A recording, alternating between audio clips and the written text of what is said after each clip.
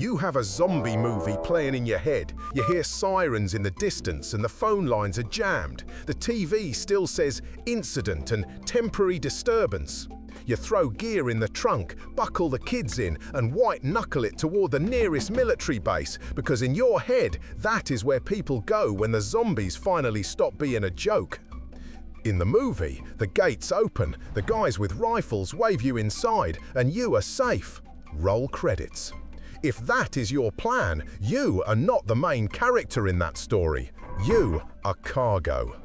Tonight, we stress test that drive to the base instinct, not with Hollywood logic, but with an objective real-world analysis to understand why the base feels like a fortress, but usually functions like a trap when the zombies actually show up. Let's dive into the 5 reasons the military option is a gamble you probably can't afford, and the one narrow scenario where it actually works. Number 5. You are not joining a tribe. You are entering a machine. It feels natural to want to go where the power is. You see the uniform, you see order, and you think they are the good guys. They will protect us. In every zombie movie, the guys behind the wire are the adults in the room. But ask yourself this: when was the last time a massive government institution bent its rules just because your family was uncomfortable?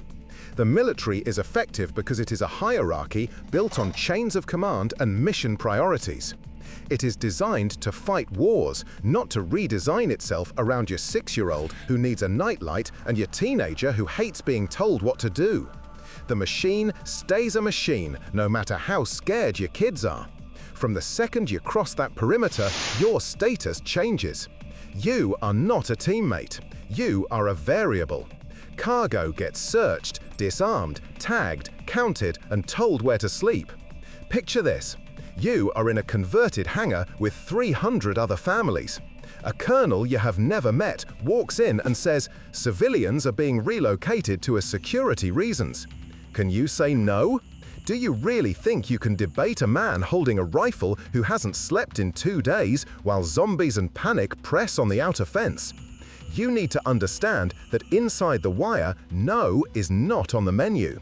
If you cannot tolerate total loss of autonomy, do not enter the gate.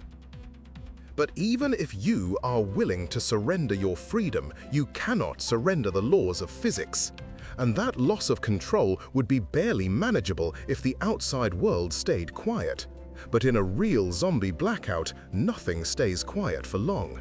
The base itself turns into a signal flare, and that creates a new problem we can't ignore: the way signal and bodies stack up in one place. You look at a base and you see fences, checkpoints, and armored walls. You see a shield, a place the zombies can't just wander into. But what does a starving stranger see? In a blackout scenario, a base is a lighthouse. Generators humming, floodlights cutting the dark, and radio chatter. In a dead city, that signal screams, "We are alive in here." And who sees that signal? Do the zombies see it? Yes. They will migrate toward the noise and the light like a flood. But more importantly, the desperate see it. Every starving person who didn't get in, and every group that decides to probe the perimeter just to see how serious they are. This creates density. You are moving from a dispersed area into a bottleneck. Inside, hygiene fails and tempers spike. Outside, the pressure builds on the fences.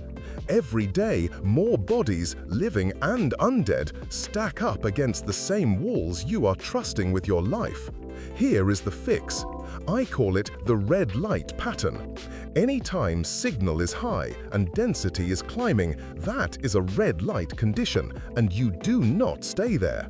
A base under those conditions isn't a shield, it's a bullseye, and your family is in the center. Even if the walls hold, the math is working against you inside. And that math only gets worse when you start counting calories instead of head count. That's where the next problem starts: the supply chains that do not care how scared you are. Number 3, supply chains do not care that you are scared. We assume the military has infinite resources like MREs, water, and fuel. We assume the trucks will keep coming because in every zombie series, the convoy always shows up just in time. Until it doesn't. But do you actually know how much food a base stores? In reality, modern bases run on just-in-time logistics, just like your supermarket. When the grid fails and the roads are choked with abandoned cars and zombies, those convoys stop. The spreadsheets that kept everything flowing become useless. Let's put a face on this. Call him Mark. On day one, Mark gets his family inside. He gets hot food and a cot. He feels smart. He tells himself, "We made it, the army's got us." By day 5, the trucks haven't arrived and rationing starts. Portions shrink, rules get stricter. Then, on day 7, Mark notices there are 2 food lines. One for the soldiers who are pulling triggers and one for the non-essential personnel. Mark realizes the timeline has changed. He isn't a citizen under protection anymore, he is overhead. And overhead gets cut.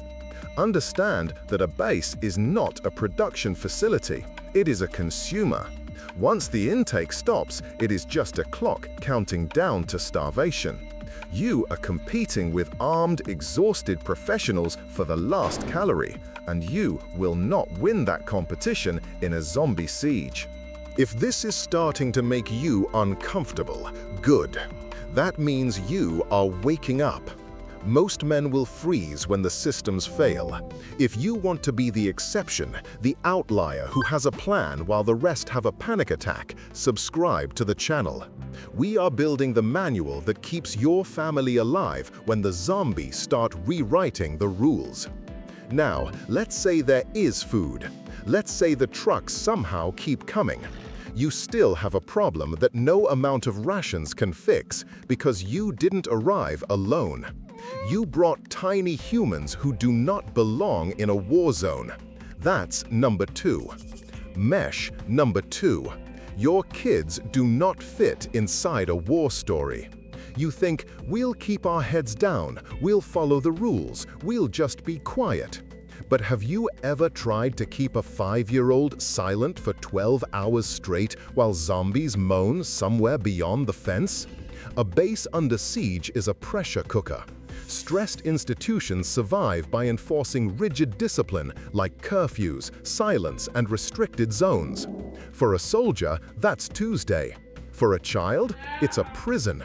For a teenager, it is gasoline on top of whatever anger was already there before the zombies showed up. One kid cries during a noise-discipline blackout, or one teenager mouths off to a sergeant who is running on caffeine and adrenaline.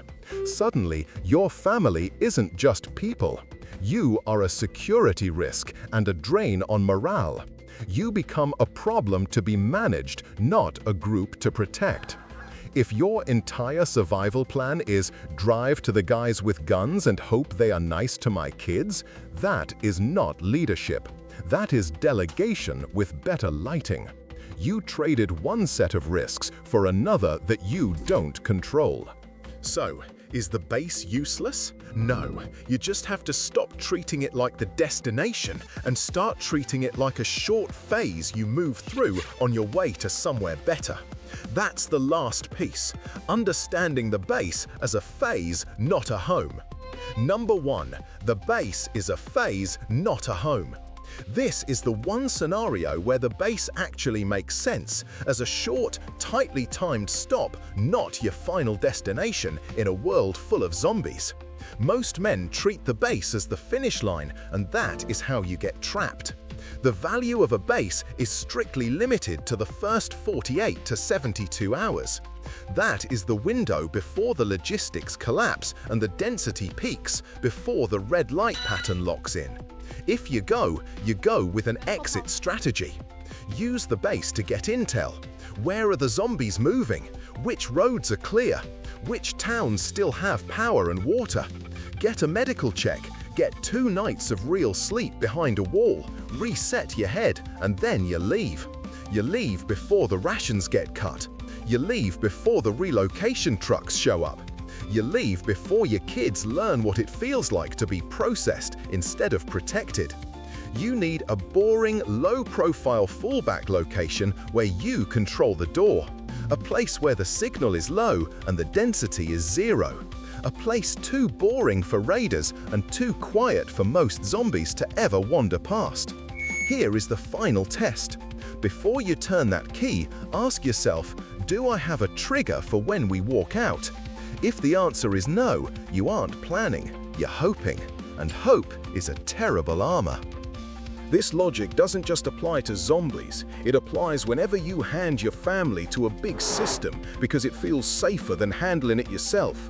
If you want to know how to build a fallback plan that doesn't rely on asking a sentry for permission to leave, click the video on the screen now. We break down the locations that actually work when the zombies show up. Your family doesn't need a passenger, they need a pilot. Don't be cargo, be the pilot.